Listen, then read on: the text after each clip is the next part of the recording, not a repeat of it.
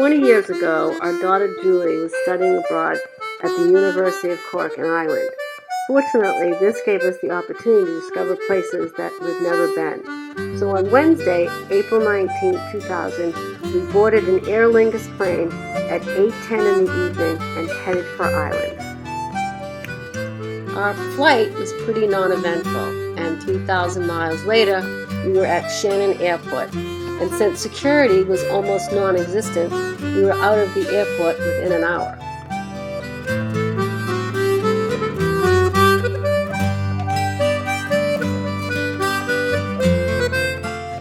And off we went with Dad's international driving permit to rent a people mover. Once everybody was in the people mover, we drove for about a half hour to the train station in Limerick. When we arrived at the train station, it was empty, and all you could hear was the chugging of engines and a large mass of metal rumbling very slowly into the station. But we were more than thrilled to see Julie, and then we were off again to Galway via the Cliffs of Moher.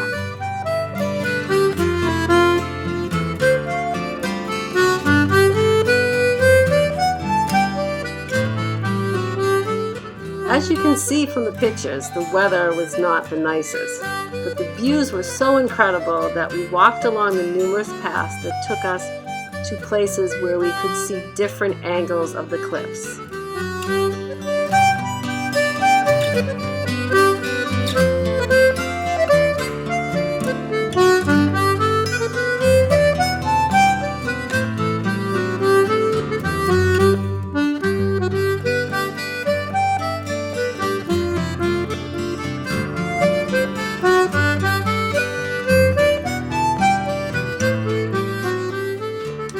We also stopped at a small cafe and a gift shop that was tucked nicely under a cliff near the walking path.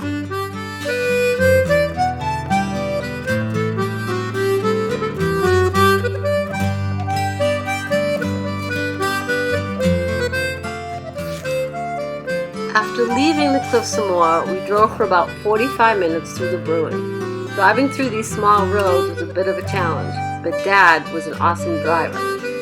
As you can see, the Bruin is a very rugged part of the country, but the views are breathtaking. It actually makes you feel like you're on another planet.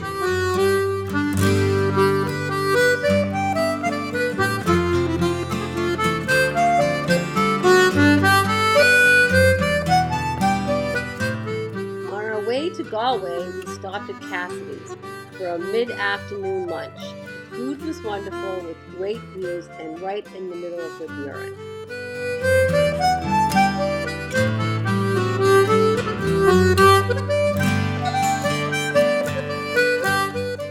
Our first night was spent at the Tara Lodge in Galway. Mike and Orla Conway, the owners, were friendly and welcoming. The food was great, especially the brown bread, and the rooms were super comfy, and we all slept well after a very long day. Our next day was by far the most exciting. After a wonderful breakfast, we were again on the road headed to Roseville Harbor to take the ferry from Galway Bay to Inishmore. However, we got lost and missed the ferry. Luckily, we were able to catch a smaller ferry to Inisheer, which, unlike Inishmore, is the smallest of the 3 islands. I was a bit suspect of taking this ferry because our captain looked like he had slept in a ditch after a long night of drinking. Nonetheless, we boarded and set sail for Inisheer. The sea was choppy and the boat was rocking from side to side. Since I was becoming increasingly seasick on the lower deck, I decided to take a stroll upstairs to get some fresh air. However, by the time I reached the top of the stairs, I got sick, and to make matters worse, the wind was blowing. So you can guess what happened from there.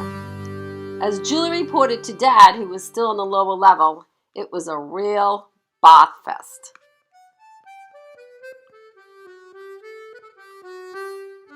We docked next to a beautiful beach and headed up the road to rent bikes. Life is very slow here, and it was Good Friday, so there were very few tourists other than ourselves, and the locals only spoke Gaelic. However, Not far from the bike rental was an old hotel with a small pub where we had lunch. After lunch, we set off to explore the island. Unfortunately, midway through our ride, it poured rain, as you can see from the pictures.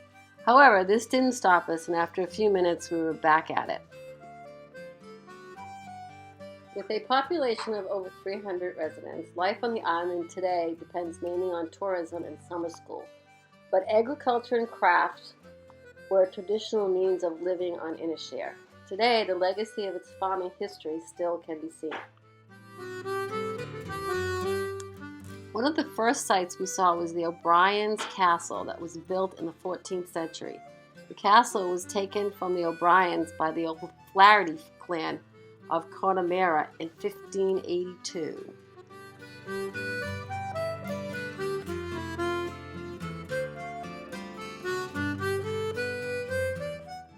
Further down the hill from the castle is a shipwreck named the Placid. The ship was sailing through Galway Bay carrying whiskey, yarn, and stained glass when it got into trouble in a severe storm and crashed onto the rocks in 1960. The local islanders were able to rescue the full crew of 11, and the ship remains on the rocks to this day.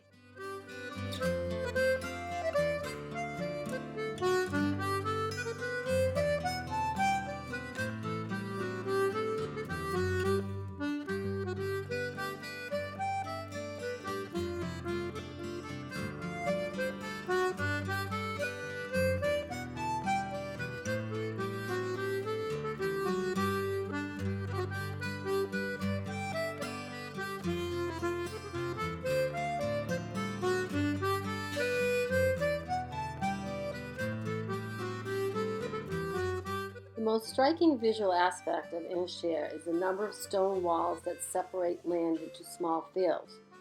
The low stone walls divide the farming fields and segregate livestock, along with keeping the thin layer of soil from blowing away.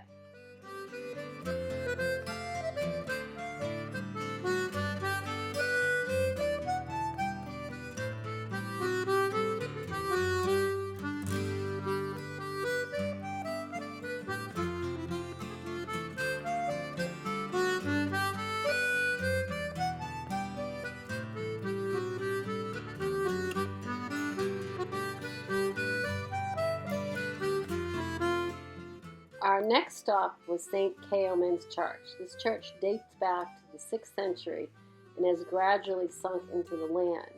There was also a nearby cemetery with some super old headstones and fairly new ones as well.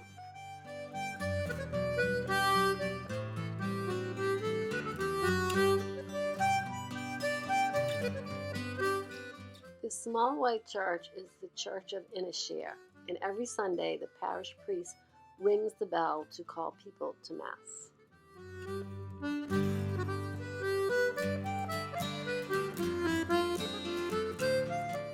After an entire day of exploring this magical island, it was time to head back to Galway. By the time we boarded our ferry back to Galway, the gigantic waves had turned to a sea of glass. After spending 2 nights in Galway, we headed to Cork City, where Julie was spending a semester abroad at the University of Cork. According to tradition, Cork was founded by Saint Finbarr in the 7th century. He built an abbey there. Its name comes from the Gaelic Corcay, which means marshy place. It has the 3rd largest population in all of Ireland. Our 3rd and 4th nights were spent at the Jury's Inn in Cork. Cork was much prettier than I had imagined, with its colorful houses and picturesque harbor.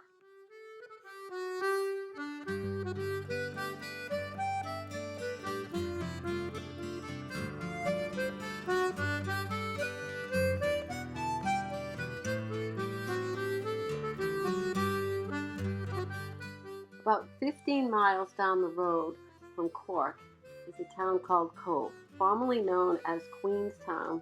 From 1849 to 1920, it is a harbor town which boasts centuries of seafaring and maritime tradition. The town was originally referred to as the Cove of Cork, but changed its name to Queenstown after the visit of Queen Victoria in August 1849. Later, following the Irish independence from Britain, it was renamed Cobh, which is the Irish word for cove and is pronounced the same. Overlooking Cobh is St. Colman's Cathedral. This church was built in 1868. The stained glass windows and the outstanding architecture is truly amazing. Our next stop was the Cobh Heritage Center. Between 1845 and 1851, over 150,000 people emigrated from Ireland. As you can see in the background, there's a statue of Annie Moore and her brother. Annie was one of the first immigrants to be processed at Ellis Island. Cobh was also the last stop for the Titanic before she embarked on her final journey to New York. After touring the museum, we had lunch at the restaurant, which was a restored Victorian railroad station. Our last day in Cork was spent at the Blarney Castle. If I remember correctly, the stairways to the Blarney Stone was very steep and narrow. Greg and Pete kissed the Blarney Stone, and neither one of them has stopped talking since. The grounds and the gardens were amazing. So many trails. I think we spent about 4 hours, and it wasn't nearly enough. It was a great trip and a wonderful day.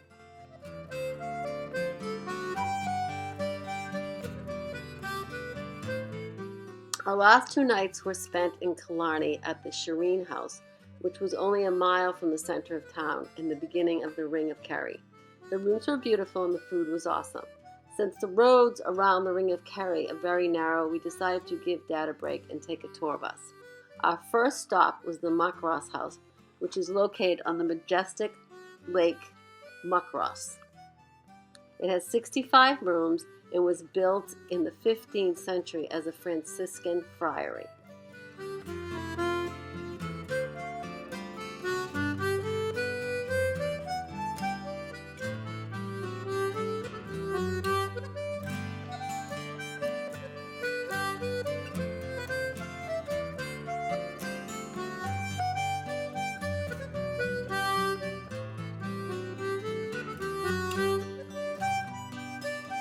One of the highlights of our day was a sheepdog demonstration.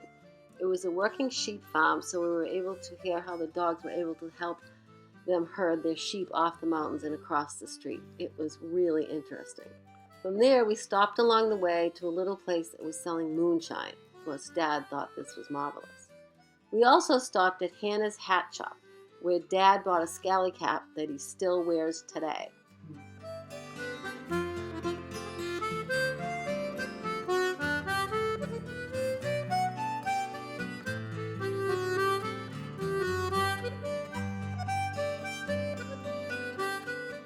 Unfortunately, all good things have to come to an end. Our second night in Killarney and our last night in Ireland was spent at a small pub where, believe it or not, Greg had his first beer, I think. The next morning, we were on the plane headed back to Boston.